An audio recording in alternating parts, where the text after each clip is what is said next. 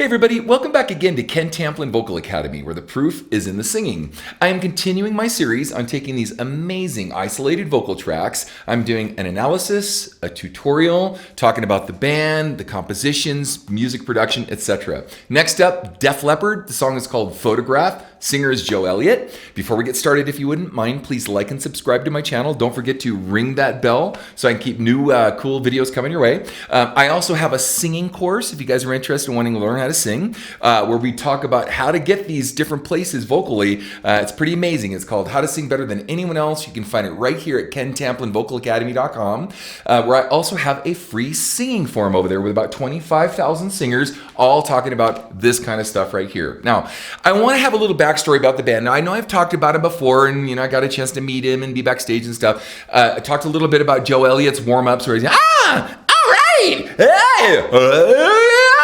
and you just kind of, just get his voice together before going out. And he did it for about 15 minutes. There's nothing crazy. We don't do that at KTVA. We actually do warm our voices up in various ways to really grow them big. A lot of range, a lot of endurance, a lot of power, etc. But I wanted to point out a few things. I remember when I first heard this song, and it was like no other song on the radio, really. Now, I know this is from, I think, their third record. Don't quote me on all this stuff, but I think this came out around 83, something like that. I know they had two other records which had, what was the name of the song? Armageddon, I think, was on this album, but it was Rock of Ages, if I'm not mistaken, on their previous record. So they had a little bit of success on the second record, and I think their very first album didn't do so well. It did okay in the UK, but kind of nowhere else. But when Mutt Lange took over, Robert John Lang, and the second record, that's when the band started to do this. They started to get some better songs together and so on. And then, of course, later, the one after this was Pyromania. Hysteria, yeah, that's right. Hysteria, that had Hysteria on it. It had Pour Some Sugar on Me. It had Rocket. It had, Animal. All those other big hits after this record. Anyway, but when I've heard this first song, I went, wow. There was really nothing out there quite like this. And I do remember thinking to myself, it kind of has an AC/DC vibe. Not really, like you guys are gonna probably think I'm nuts, but I really did think that. And then I've come to find out, Mutt Lange produced AC/DC, their first albums and stuff. So I was like, oh, okay, that kind of makes sense, because it had that with this huge production. So I wanted it to have a backdrop of that. Now, I'm gonna talk about Joe Elliott's vocals as we go through this. So let's just get started. And here we go. I'm out of love, got a photograph, picture of passion killer. You're too much, you're the only one I wanna touch. Now, you can hear how compressed the vocals are, but the vocals sound pretty stinking good. I mean, it's like they're as fat as fat gets, and you can hear, like, even in the very first hit, check this out. I'm out of love. I'm out of, it's hitting the compressor really hard with a really fast attack and a really fast release. So you can hear that too. I didn't notice all the extra, grunts and stuff is there. So let's listen to it one more time. Check it out. I'm out of love, got a photograph, picture of passion killer. You're too much, you're the only one I wanna touch. Now, I've done a version of this myself. I'm going to put it in the description. I want you to see how I did. But I want to annotate something that's very important. I heard him warm up, personally. I used to know their sound engineer, too, for all their live stuff. And I know for a fact that what you think you're hearing is not what you're actually hearing. Let me explain. He goes straight into head voice really early and has grown his head voice down into his upper chest register to where he goes in and out of mix constantly and you don't really notice it. But I'm going to point it out to you, all right? Watch this. I'm out of love. Well, I'm out of love. The minute he goes, he's in head voice, okay? Now, but that's not what I'm going to get to. Check this out. Out of love, got a photograph, picture of passion killer. A passion killer! On the word kill, he went key instead of key. He's not pulling chest up in the sound. Listen closely on the word kill. Kill is in head voice, or reinforced falsetto. Is in chest. Check it out. Passion killer! Passion killer! That's how he's doing it, okay? So a lot of people say, gosh, he's got all this range, and he does using this technique, and we talk all about this at KTVA. That is not pulling chest into the sound. Now, a lot of guys did that back in, a lot of the 80s metal guys that did a lot of screaming stuff or really high range screaming stuff, and this is certainly that technique in a different way. Passion killer, you're too much. You're the only one. He almost does it on Only One. You're the but not quite. It's you're the only one. So he kind of splits the difference. It's a little mixed voice there. All right. You're the only one I wanna touch. Now right here. I see your face. I see your face every time. Right? He's not, and by the way, it's multi-tracked, there's a lot of effect and whatever. So it makes it sound more powerful and big and it's really compressed. I could do that too. I could show you, like I could record a bunch of tracks and show you how to do that. But listen closely, him going straight into head voice. Check it out. I see your face every time I dream. So I see your face every time I dream. So time I dream. Dream is really the only word that's a chest resonant sound, and the rest is all head voice. Check it out real close. I see your face every time I dream. On every page, every magazine. So magazine, right? He goes back into chest on the way down. wild and free, so far from me. You're all Even on the word me, I want you to know now, some people say, well, I can't get that kind of power out of my head voice. It just doesn't happen. So he's gifted. No, I actually had to work at this. This is something we developed. So he's worked this head voice to the point where it sounds like his chest voice. Okay. We talk a lot about that at KTVA, and I walk you through this step by step in my singing program. But I want to play this whole thing one more time, and I want to point out a couple things like different words. And when I go like this, I'm going to show you when he comes. You know what? In fact, I'm going to wait because on this word me, I want to show you something on the word me. Sorry. Hold on. Watch this. I see your face every time I dream. On every page, every magazine. So On a magazine. Even on the end of magazine, he's in head voice. Reinforced falsetto brought down low. Now, he didn't do that on Dream. I see your face every time I dream. All right, on Dream, he was in a chest resonant sound, but on Magazine, he's not. Listen real close. on every page, every magazine. So wild and free. See, so wild and free. He's still like in a mixed head voice, and it's really, really dominant. You can really hear it. On every page, every magazine. So wild and free. So far from me. You're all See, I mean, me. You can hear it sound, me. It's not powerful in the low end because the lower you get with your head voice, depending on how you've worked it, you lose that power. But he's not going, yeah. He's not doing that in the chest. It's, yeah. It's, you can hear it kind of break up differently at the fall off. So listen to that fall off really quick of that word. Check it out. from me. You're all On me.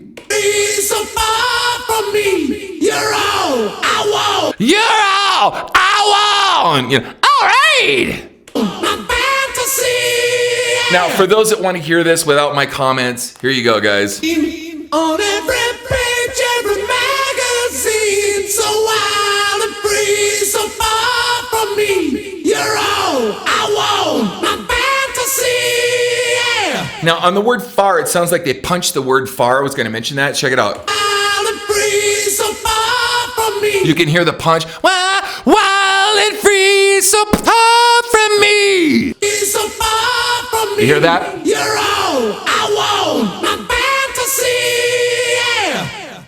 Oh, look what you've done to this rock and roll clown. Oh, look what you've done. I gotta have you photographed. Now, if you guys really take a close listen to this, this is kind of Bon Scott-like sounding, right? When I said AC/DC, I wasn't referring just to the rhythms or just the type of Buggy Black, but it's that head voicey kind of sound that Bon Scott used. Bon Scott didn't go, Buggy Black! He didn't pull chest even, Buggy Black! Hit the sack! Right? So it was like, anyway, I'm just making a comment where you can tell the head voice going back and forth. So now I want to point out something else here great recording, great production, great song. So guys, when I'm doing this, this is an analysis just to kind of peel back the curtain for us to look at. It's not to go, that sucked, and oh, that sucked. Oh, see, there. No, far from it. This is recording technology at this time at its absolute finest. And Mutt Lange literally held the baton and carried the torch to revolutionizing production techniques and whatnot, big drums and big vocals. And I mean, he was quite ahead of his game, even back in AC/DC he was, but more so now there. And then going on to produce Shania Twain and hearing those Def Leppard drums on the first Shania Twain recordings are kind of interesting. But anyway, all right, let's continue. Oh, look what you've done. I gotta have you photographed. I don't want you photographed. I don't need you photographed. All I've got is a photograph. It's not enough. Now, I want to make another point along the way. A lot of times all of us do this. We quadruple track our vocals to get them really big. And they definitely did that in the background vocals. There's no question. But Mutt was so good and on his game in his recording process and his use of effects, etc. The lead vocal is as big, if not bigger in some cases, especially as a single vocal, as the background vocals. Listen closely to how huge the lead vocal is and compare it as you're listening to the background vocals as we do this again. Check it out. Oh, look what you've done. I gotta have you photographed. I don't want you photographed. I don't need you photographed. All I've got is a photograph. It's not enough. Cool. You see what I mean? Pretty interesting, right? All right, Be a lover. let's go back. Next slide. I'd be another if you were there. Put your hand on me if you dare. Now, I want to mention one other thing, and I don't want to get in trouble for saying this. So I got to be sensitive on how I do this. So guys, if you could please have a little grace for me so that when I make comments, know that I'm not calling people out or minimizing people's amazing talent, okay? I'm just pointing out things to help us all learn from the process. If we listen to Jeff Tate, if we listen to Sebastian Bach, if we listen to Joe Elliott, if we listen to a lot of the different people that brought their head voice down into their chest voice, most of whom has voices are not with us today because they've lost a lot of range, because it can be problematic if you don't know how to keep a healthy chest voice. You do it by maintaining, a healthy head voice. You do it by maintaining a healthy chest voice, and then that foundation is able to glue together the chest voice rather than it peeling and you getting dysphonia and losing your voice.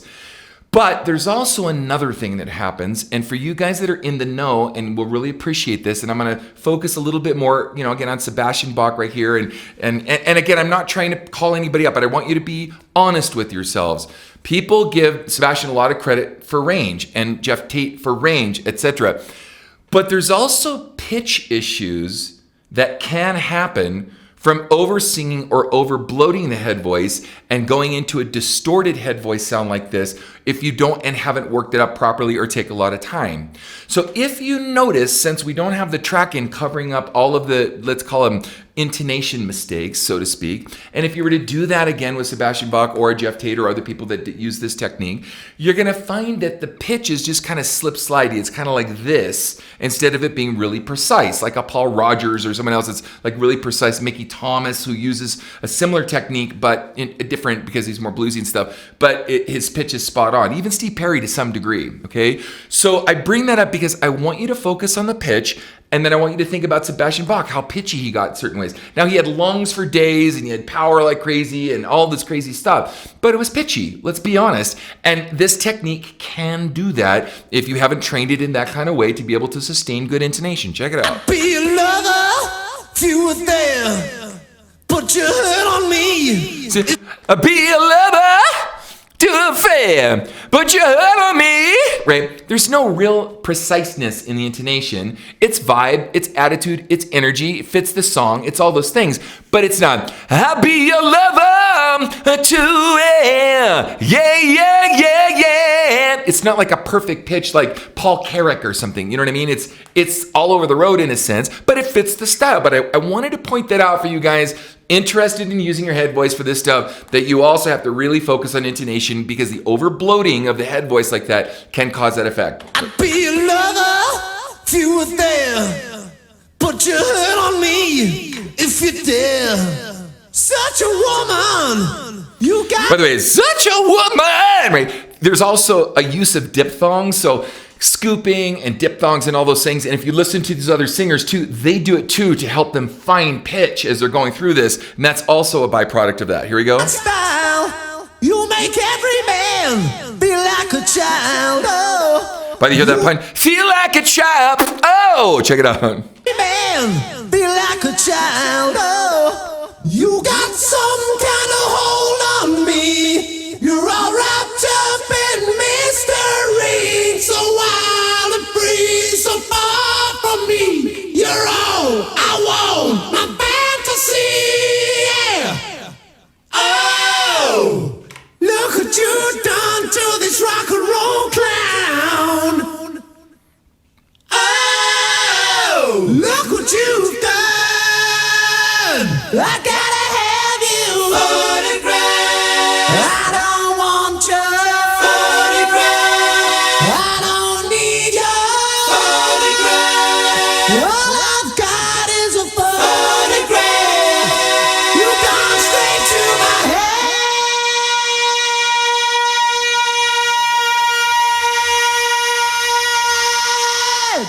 Now, remember when I did that? Definitely check out my version, guys. Please check it out in the description. See how I did. Make comments about it. Tell me what you think. I remember trying to do this last note, and I did it full chest. I just belted it out. But I remember going, well, you know, I could do it the way he did it, but I really like having a tougher kind of sound, a more, it brings more tension into the sound when you're able to belt up, if you can sustain it. And there's a definite, you know, absolute technique to doing that. But if you go back, You gone straight to my head. I go. Straight to my head.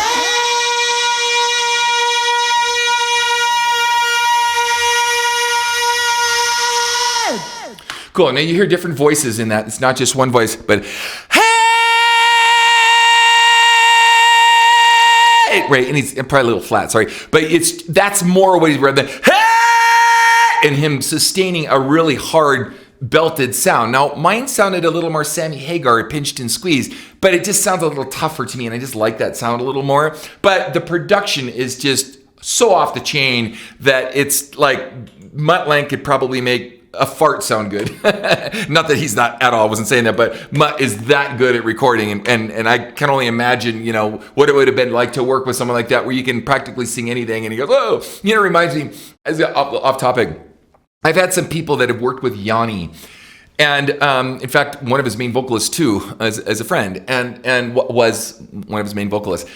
And, you know, he has this, I think, Israeli conductor, and, you know, this conductor is so good, he can take Yanni's 5 chords or whatever and just make masterpieces out of it. And it's kind of like what I'm hearing here, where Mutt takes, you know, his 4 or 5 chords and just makes this crazy masterpiece out of this stuff. It's pretty awesome, man. So anyway, all right, let's continue.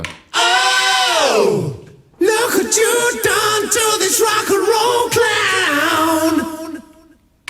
Oh, look what you've done. I gotta have you. And it repeats. You can tell that they were probably cut and pasted. You know, the choruses sound exactly the same. Photograph. I wanna touch you. And I love this part.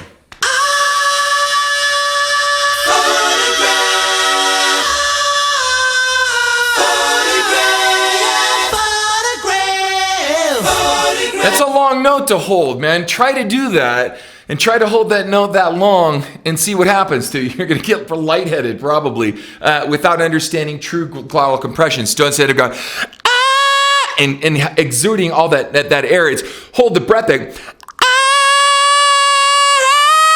And you actually compress the air, and you're able to get through that whole phrase like this without, you know, falling over and fainting. So anyway, let's continue. I need more than your 40 grand. I'm out of love. 40 grand. I'm out of love. 40 grand. You're the only one. 40 grand. I wanna try. 40 grand. 40 grand. 40 grand. That's a great note, man. 40 grand. Anyway, now I want to go back and put some flesh and blood on what I was talking about. Not flesh and blood, excuse me. Show how the production really helps out a lot with the vocal. So I'm going to go to the second verse here and check this out. Be another to a fair. Put your head on me if you dare. Such a woman, you got style. You make every man feel like a child. So again, if Coverdale, let me turn this up because so I can hear myself a little better. Hold on, it's gonna feedback a little bit, but who cares? Anyway, I'm gonna sing a little bit of. Be a lover if you dare, and a lay. And my timing's a little messed up, but you can hear that it's more precise the way I'm doing it, and you can't really tell how he's kind of cruising around the pitch a bit. Be another to a fair. Put your head on me if you dare. Such a woman, you got style. You make every man feel like a child. Oh, you got some kind of hold on me. You're all wrapped up in mysteries. A lot of things apart from me. You're all I want. Here comes the chorus. To see. Oh, look what you've done to this rock and roll crowd. Oh, look what you've done. I gotta have you.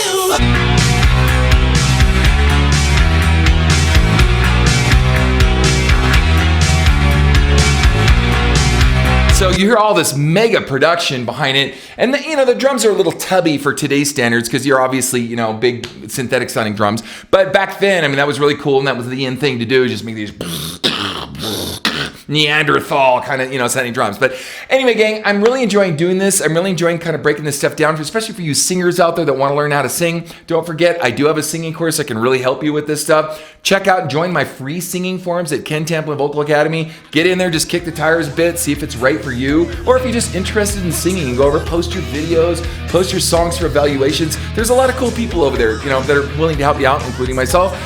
Anyway, and definitely stick around and check out my next video.